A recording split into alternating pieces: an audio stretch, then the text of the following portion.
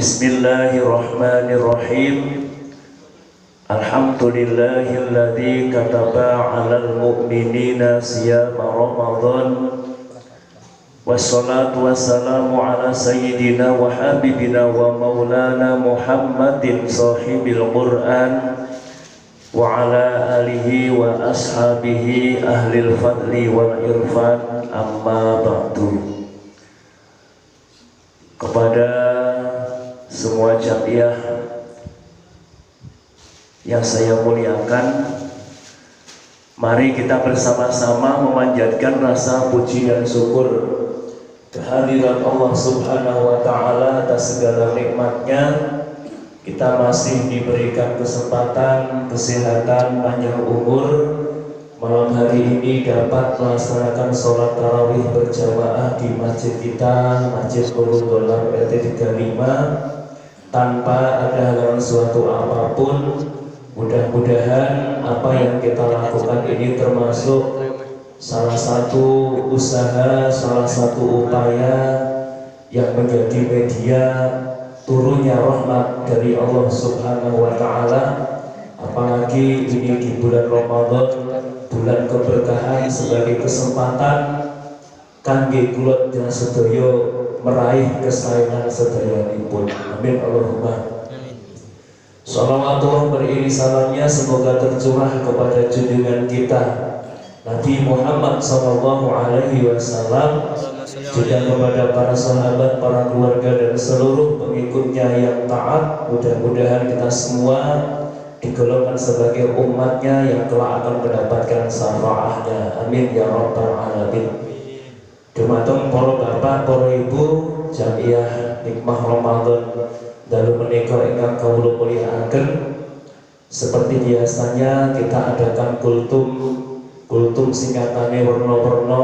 Nek ajeng muni kuliah 7 menit kok punjul. Dadi kultum kita damel kuliah tujuan manfaat ngeten mangke. Mudah-mudahan setiap apa yang disampaikan oleh para penceramah yang memberikan tausiah bisa bermanfaat untuk kita menambah keilmuan kita, menambah wawasan kita, dan yang paling utama mudah-mudahan bisa meningkatkan keimanan dan ketakwaan kepada Allah Subhanahu wa Ta'ala. Dumateng para rawuh ingkang kita mulyakaken, sebab kawontenan kados menika tasih wonten ing situasi pandemi Covid, monggo kawula tetep ngimut-ngimutaken panjenengan tetep jaga kesehatan. Syukur-syukur dahar suplemen vitamin atau vitamin C, kemudian istirahatnya yang cukup, kersane dipun paringi imune, paringi sehat, ngoten nggih. Tapi di samping kula jenengan jaga imun, kula jenengan nggih usaha jaga iman. Jadi imun kali iman niki loro-loronipun penting wonten ing saat menika. Ampun ngantos kula jenengan namung mikir imun, tapi imane boten kopek. Lah, jadi kali-kali monggo dipun upayaaken kersane saged seneng donya, slamet donya, slamet akhirat. Terutama kaitan dengan masalah iman, apalagi di bulan Ramadan ini sebagai kesempatan kula panjenengan mumpung ganjaran dipun lipat gandaaken, monggo dadekno kesempatan sak kathah-kathahipun ngamal sae. Kalau kula jenengan pun dipun paringi kesempatan kok boten purun nganggo, niku berarti kula jenengan termasuk orang-orang yang bodoh. Dikasih kesempatan luar biasa kok tidak mau mengambil, itu kan kita termasuk orang-orang yang apa ya? Yang lupa, orang-orang yang lupa dengan diri kita sendiri juga.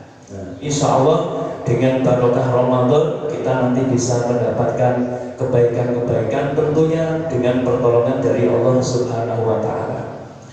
Lakulan jenengan sedaya kados ngeten nindakno poso, salat tarawih, tadarus Al-Qur'an, kita sedekahan, ngamal-ngamal saya sanesipun. Itu kan intinya sami mawon kula jenengan iki nembe balapan golek ridhanipun Gusti Allah. Berlomba-lomba untuk mendapatkan perlindungan dari Allah Subhanahu wa Ta'ala. Saya ingat ada satu pengendikan Kanjeng Nabi Muhammad datang para sahabatipun.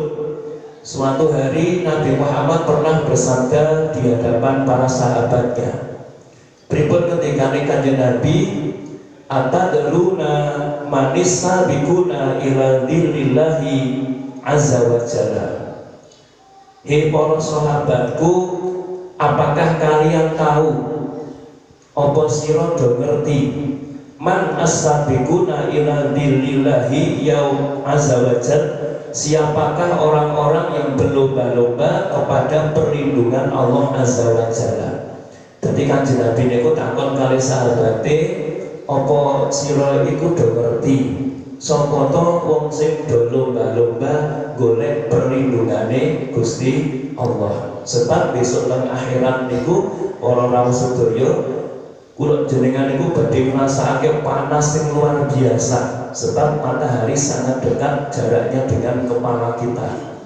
Bayangkan sakniki mawon matahari jarake niku jutaan kilometer, panasnya pun koyo ngeten. Kadang-kadang kula jenengan berjemur saat siang hari lebih dari 10 menit itu nggak kuat saking panasnya, padahal jaraknya jutaan kilometer. Besok nanti di padang mahsyar matahari sangat dekat dengan kepala kita, koyo nopo panasnya saged dipun bayangaken. Nah, mila waktu itu ada perlindungan dari Allah Ta'ala kepada hamba-hambanya sesuai dengan usahanya ketika di dunia. Kula jenengan tentu kepingin untuk eyop-eyopan nalika panas boten krasa panas, tapi krasa sejuk, krasa adem. Niki nggih mangke tergantung kalih usahane nalika teng alam donya. Mula besok mriko nggih werna-werna, ana sing kepanasan sampai kringete sak lutut, ana sing kringete sak dengkul, ana sing kringete nganti sak dodo, ana sing kringete nganti tekan sirah, ana sing nganti kelep mergo gara-gara kringete ning ora mati saking panasnya. Nah, tapi ada yang tenang-tenang, sejuk di saat wong do geger kepanasan tapi saged sejuk. Nah, mula Kanjeng Nabi Muhammad mriki nyelingaken dhateng sahabat, apa sira ngerti enek wong-wong sing padha lomba-lomba golek pengiyupane Gusti Allah Subhanahu wa taala, Allah azza wa jalla. Terus sahabat matur, "Manhum ya Rasulullah? Siapa mereka itu ya Rasulullah?" Terus Kanjeng Nabi maringi keterangan 3.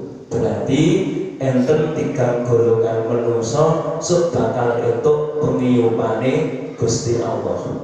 Kalau dalam hadis lain ada 7 golongan juga. Jadi tidak hanya 3 ini sebenarnya, cuma dalam hadis ini Kanjeng Nabi menyebutkan contoh 3 golongan yang nanti akan mendapat perlindungan di hari kiamat. Nah, 3 golongan ini ketika di dunia mereka berlomba-lomba untuk mendapatkan lindungan Allah di hari kiamat. Siapa yang pertama? Kata Rasulullah, alladzina idza utul haqqa qabaluhu. Yang pertama adalah orang-orang yang apabila diberi kebenaran, tiang-tiang sing diparingi Gusti Allah tentang hal-hal yang hak, diperintah nopo mawon kalih Gusti Allah, diparingi nopo mawon kalih Gusti Allah, qabaluhu, maka mereka mau menerima kebenaran itu. Maksudnya nopo? Pertama, Gusti Allah maringi nopo mawon sing hak niku purun nampi. Gusti Allah perintah sholat, karena sholat itu adalah perintah yang hak, kita mau sholat, berarti kan nopo karo peparingi Gusti Allah. Gusti Allah perintah poso, kita gelem poso. Gusti Allah perintah sedekah, kita purun sedekah. Gusti Allah perintah nopo mawon sing hak-hak kok kula jenengan kersa nampi, nikulah tandane tiang-tiang sing badhe entuk pengiyupane Gusti Allah. Berarti nopo? Kula jenengan sedaya Bapak Ibu, ketika kita mendapat kebenaran-kebenaran dari Allah, mari kita terima. Terimalah kebenaran itu dengan senang hati, dengan qanaah, bahwa sebagai wujud kita taat ngabekti dhumateng Allah Subhanahu wa taala. Maka ketika kula jenengan kok boten purun nampi hak, enten kebenaran saking Gusti Allah kok boten dipun tampa, itu berarti kula jenengan atine mempunyai kesombongan atau takabur. Mila cocok kalian ketika kanjeng Nabi, al-kibru huwa batorul haq wa ghamtun nas. Yang dikatakan sombong itu apa? Ada dua ciri-cirinya kata Rasul. Pertama, menolak kebenaran. Diperintah sholat gak gelem sholat, itu orang sombong. Gitu? Diperintah puasa tanpa ada uzur syar'i tidak puasa, itu orang sombong. Jadi apapun kebenaran yang Allah berikan kepada kita, kok kita tolak, itu tandanya kita ini orang yang sombong. Nah, orang yang sombong inilah yang tidak akan bisa masuk surga karena kesombongannya. Bila kebenaran apapun dari Allah, senajan abot, senajan pahit, monggo kedah dipun terima. Nah, ciri orang yang sombong kedua adalah wa ghamtun nas, merendahkan manusia. Manusia dianggap rendah, dianggap sepele, dan yang paling sempurna adalah diri kita. Meremehkan orang lain inilah termasuk juga tanda-tanda kesombongan, seperti sifatnya iblis yang tidak hormat kepada Nabi Adam karena merasa diciptakan dari bahan yang lebih baik daripada Nabi Adam. Nah, karena kesombongannya iblis menjadi penghuni neraka selama-lamanya. Bukan karena iblis ini tidak pandai, bukan karena iblis ini nggak pernah ibadah, bukan karena nggak pernah zikir, tapi karena kesombongannya merendahkan yang lain. Ini yang pertama, monggo tandane wong sing entuk pengiyupane Gusti Allah sinten Bapak Ibu, tiyang sing diparingi hak purun nanti. Yang kedua kata Rasulullah, wa idza su'ilu badaluhu, dan ketika mereka diminta, mereka memberikannya. Tentunya di sini diminta dengan kebenaran, dimintai hak, maka mereka mau memberikan kebenaran. Artinya napa? Tiang-tiang sing sok entuk pangiyupane Gusti Allah disuwun sing apik-apik niku purun maringi. Gitu?